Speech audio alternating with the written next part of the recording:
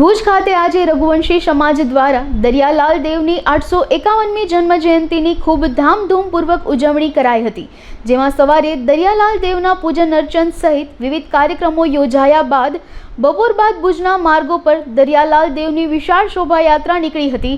આ શોભાયાત્રા ભુજના માર્ગો પર ફરી રઘુનાથજી મંદિરે પહોંચી હતી। ત્યારબાદ લોહાણા મહાજનવાડી ખાતે પંચકોશી મહાપ્રસાદનું આયોજન કરાયું હતું, જેમાં ભુજ ઉપરાંત માધાપર, મિર્ઝાપર, સુખપર, માનકુવા વગેરે સ્થળે વસવાટ કરતા લોહાણા બંધુઓ પરિવાર સહિત જોડાયા હતા। સારસ્વત બ્રહ્મ બંધુઓ પણ પરિવાર સહિત મહાપ્રસાદ સહિતના પ્રસંગોમાં ઉમંગભેર જોડાયા હતા। ઈષ્ટદેવ દરિયાલાલજીની 851મી જન્મ જયંતિ રઘુવંશી સમાજ હર્ષ અને ઉલ્લાસથી ઉજવી રહ્યું છે।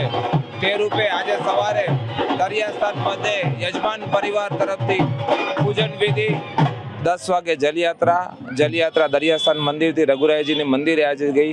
હમણાં 3:30 વાગે આપ જોઈ રહ્યા છો તેમ ભવ્યથી ભવ્ય શોભાયાત્રા નીકળવાની છે। એ શોભાયાત્રા દરિયાસ્થાન મધ્યથી નીકળી અને વીડી હાઈસ્કૂલની નજીક ભુજ લોહાણા મહાજનવાડી મધ્યે શોભાયાત્રા પહોંચશે।